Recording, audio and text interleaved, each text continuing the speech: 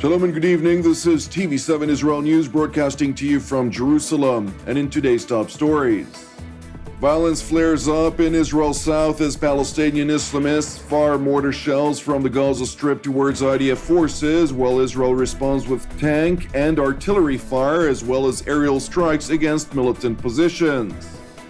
Israel commemorates the 6 million Jews murdered during World War II, while Prime Minister Benjamin Netanyahu declares never again. Washington and Moscow reach an agreement on re-implementing a cessation of hostilities in Syria. The situation in southern Israel is escalating, with ongoing exchanges of fire occurring along the frontier with the Gaza Strip. The flare-up of violence, which started on Wednesday night, was, according to Israeli military officials, an attempt by the Islamist Hamas organization to prevent IDF engineering forces operating near the security fence, which separates Israel from the Palestinian enclave, to locate cross-border attack tunnels used by Palestinian militants. Some 14 incidences were reported in the past 48 hours in which Palestinian Islamists fired mortar shells towards Israeli troops operating on the Gaza frontier. Israel responded to the fire by targeting Hamas and Islamic Jihad military installations with both tank and artillery fire, as well as conducting several airstrikes in the Gaza Strip.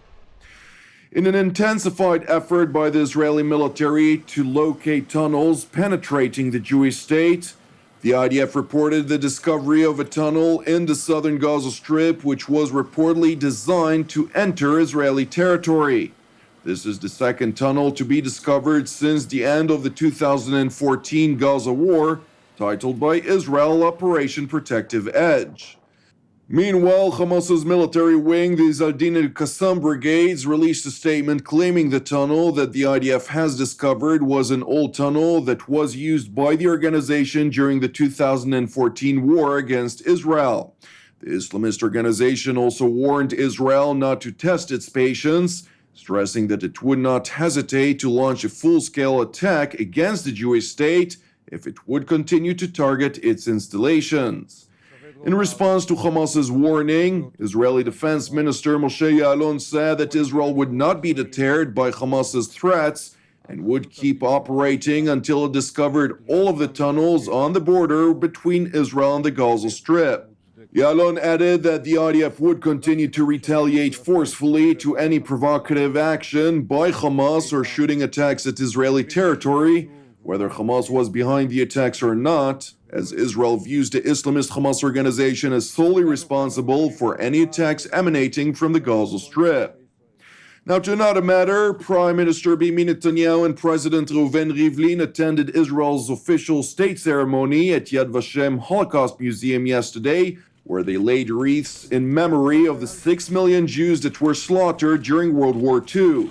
During the Memorial Day's opening ceremony, which also took place at the Yad Vashem Holocaust Museum the night before, Prime Minister Benjamin Netanyahu reiterated his commitment that Israel would never allow another Holocaust to happen against its people. אסור שהאסון שפקד את עמנו יחזור שנית. במעמד זה, בבירתנו הנצחית ירושלים, אני חוזר ומתחייב, לא תהיה שואה נוספת. Netanyahu also said during his address that lies and slanders were not completely eradicated since the atrocities committed during the Holocaust, noting that the incitement against the Jewish people and their only nation state, Israel, was common among Muslims and Arabs as well as in Western countries. עכשיו, הסתה זו מקורה באסלאם הקיצוני ובעולם הערבי, אבל בשנים האחרונות מצטרפת אליה הסתה לא פחות ארסית מן העולם המערבי. חברי פרלמנט בריטים, בכירים בשוודיה, מעצבי דעת קהל בצרפת, מכובדיי הרבים, הם עושים יד אחת ביניהם להפיץ את הנגיף האנטישמי מול מטרה אחת, נגדנו, נגד מדינת ישראל, הדמוקרטיה האמיתית היחידה במזרח התיכון. According to a report by the Fund for the Welfare of Holocaust Survivors, less than 200,000 recognized Holocaust survivors lived in Israel in 2015, 40 of whom pass away each day. Now, with regard to the conflict in Israel's northern neighbor Syria, where President Bashar Assad's armed forces declared a regime of calm in the northern Syrian city of Aleppo for the next 48 hours, which went into effect last night at 1 a.m. The announcement came following an agreement reached between Moscow and Washington, which reaffirms a partial cessation of hostilities between Western-backed rebels and government forces, but leaves out jihadist groups also operating in the area. Following a meeting in Washington, D.C. between EU Foreign Policy Chief Federica Mogherini and U.S. Secretary of State John Kerry, the American top diplomat announced the intensified efforts by both Russia and the United States to de-escalate the violence in Syria and urged parties involved in the fighting to halt and commit to a re-established cessation of hostilities. We just announced a short time ago, as part of our urgent efforts to try to de-escalate the violence in Syria and reaffirm the cessation of hostilities, which is critical, that the United States and Russia have now concluded arrangements with our teams late yesterday evening to reaffirm the cessation of hostilities in Aleppo province, including Aleppo city and its surrounding areas.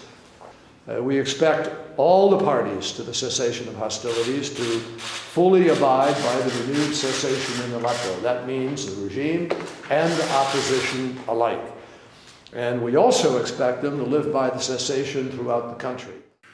Meanwhile, at the United Nations headquarters, UN Under-Secretary General Jeffrey Feltman welcomed the announcement by Russia and the United States to extend a nationwide cessation of hostilities in Syria and urged parties to abide by it immediately and comprehensively, while warning that unless the cessation of hostilities holds, the credibility of the next round of negotiations, which will take place in Geneva to end the conflict in the war-torn country, would not be effective.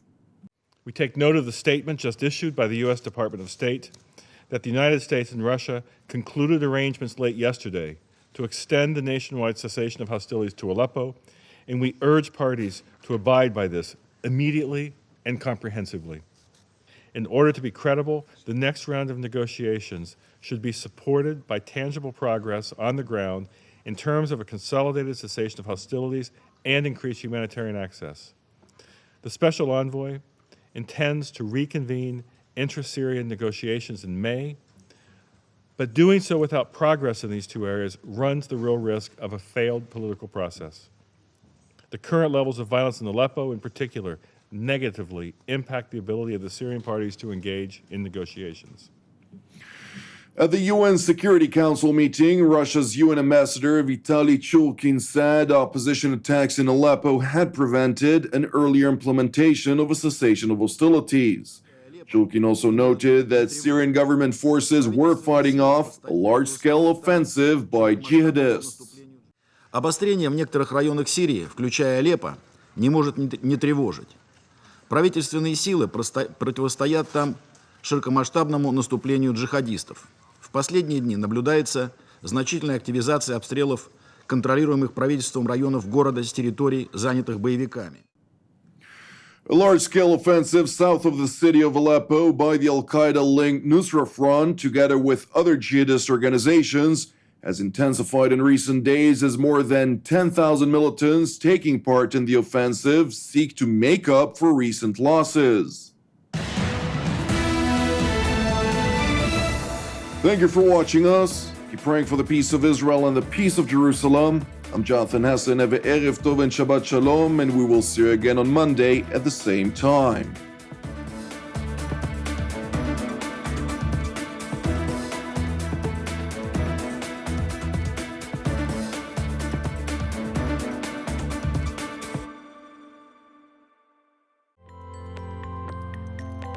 In order to donate to TV7 Israel News, please follow these simple steps.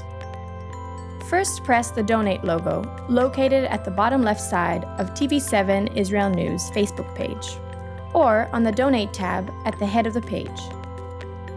Then insert the amount you'd like to donate, and fill in your credit card information. Just like this. And press Review Donation and continue. After reviewing your donation details, please press Donate to finalize your donation. That's it!